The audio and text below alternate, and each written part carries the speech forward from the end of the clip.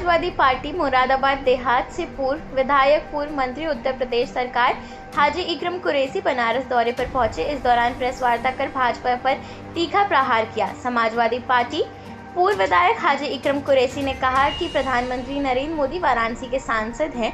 उनके कार्यकाल में वाराणसी का विकास नहीं हुआ, जबकि गंगा जी की सफाई के नाम पर केवल लूटमार मची हुई है।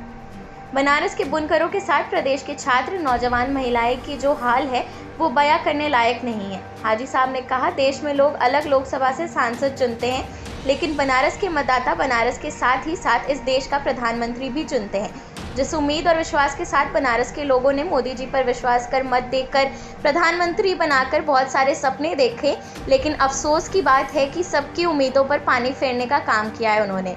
इस अवसर पर मुख्य रूप से अशरफ अहमद, बबलू कुरैशी, शहीनवाज खान, अहमद रजा बाबू, सैफ अंसारी, सलमान खान, नदीम रजा, शादाब राइन, कलाम कुरैशी, आलम शेख, वसीम राइन आदि लोग उपस्थित रहे।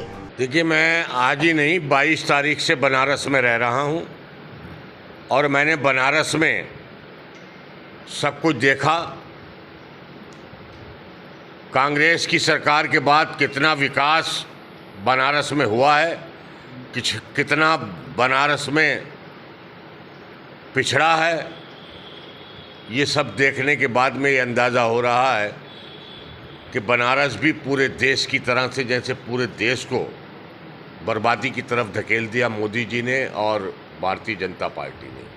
क्या देख पाया है बनारस में अभी तक आपने? बनारस में हमने गंगा जी को देखा। बनारस में गंगा जी को लोग कहते थे कि बहुत साफ कराएगी भारतीय जनता पार्टी जी और मोदी जी बनारस से जीत गए हैं, लेकिन गंगा का हाल बुरा है। और मैंने 22 तारीख से होटलों में रुककर ये देखा कि रात को 20-20 बार लाइट भागती है। जिस नगरी से प्रधानमंत्री चुनकर जाए उस नगरी का इतना बुरा हाल हो, इतनी बुरी कंडीशन में बनारस के लोगों से मैं ये अपील करने आया हूँ कि मोदी जी को गुजरात वापस भेजें और अजय राय जैसे बहादुर, नीडर और जुझारू नेता को, कर्मठ नेता को, यहाँ के मकामी नेता अजय राय जी के हाथों को मजबूत बनाएं, राहुल गांधी जी के हाथों को मजबूत बनाएं, अखिलेश यादव जी के हाथों को मजबूत बनाएं और अरविंद केजरीवाल जी के हाथों को मजबूत बनाएं। 1 तारीख को हमें ये लड़ाई आज़ादी की तरह लड़नी पड़ेगी, जिस तरह से आज़ादी में हमारे बुजुर्गों ने लड़ाई लड़ी थी, देश को अंग्रेज़ों से आज़ाद कराया था, आज गुजरातियों से आज़ाद कराना है। हमें तो कहीं विकास दिखा नहीं।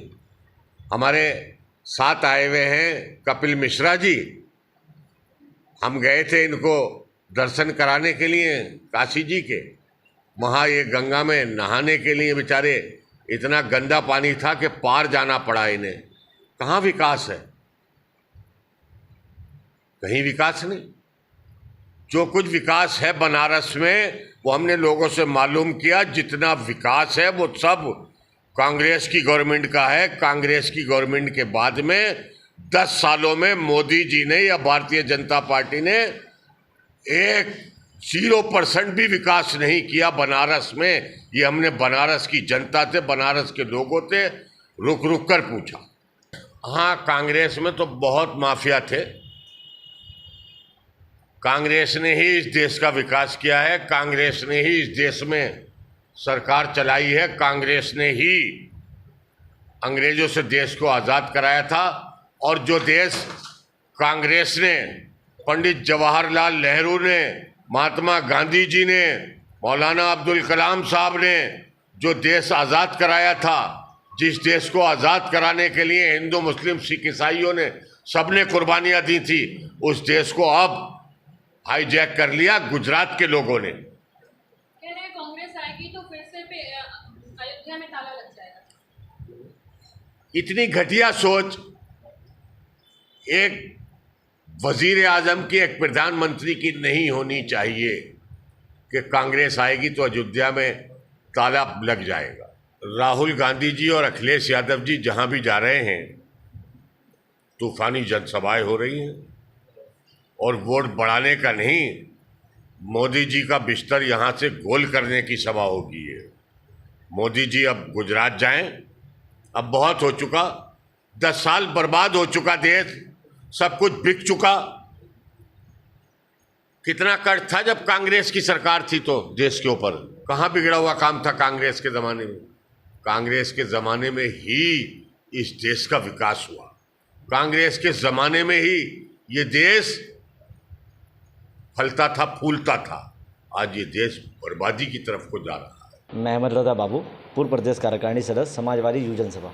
देखिए, इस बार गठबंधन के प्रत्याशी श्री अजय राय जी हैं, जो काशी के लाल भी हैं और हम लोगों के बड़े भाई भी हैं। और हम लोग इस वार्ड में बूथ हम लोगों का इतना मजबूत है, डोर टू डोर हम लोग घर टू घर जाके उनका प्रचार कर रहे हैं, और घर एक एक घर से हम लोग उनका वोट निकलवा के वोट पड़वाने का काम करेंगे अजय राय जी के ऊपर। इस बार सत्ता जो 10 साल से लगातार काशी वासियों से झूठ बोला गया, जिस तरह से ठगी का काम हुआ बनारस के अंदर, जिस तरह से धोखाधड़ी का काम हुआ, इस बार काशी के आवाम ने तय कर लिया है कि इस बार काशी के लाल को जुटाना है, बाहर के लोगों को इस बार जो है विदाई देना है। देखिए, जो बेसिक विकास जो काशी के अंदर, जो काशी की मांग थी, वो काशी के अंदर नहीं किया गया। आप देखिए, लगातार काशी में लाइट जा रही है, लाइट की समस्या बहुत बड़ी समस्या। आप गंगा की बात कर रहे थे, अभी कुछ ही दिन पहले हमारे प्रत्याशी श्री अजय राय जी ने आपको दिखाया होगा, गंगा जी में जो है गौ माता हमारी जो है बहते हुए जा रही थी। आप समझिए गंगा कहाँ साफ़ हुई? आज भी गंगा वैसी की वैसी मैली है। जो वादा जनता से किया गया वो वादा पूरा नहीं हुआ। इस बार काशी की जनता पलटने का पूरा मिजाज बना ली है।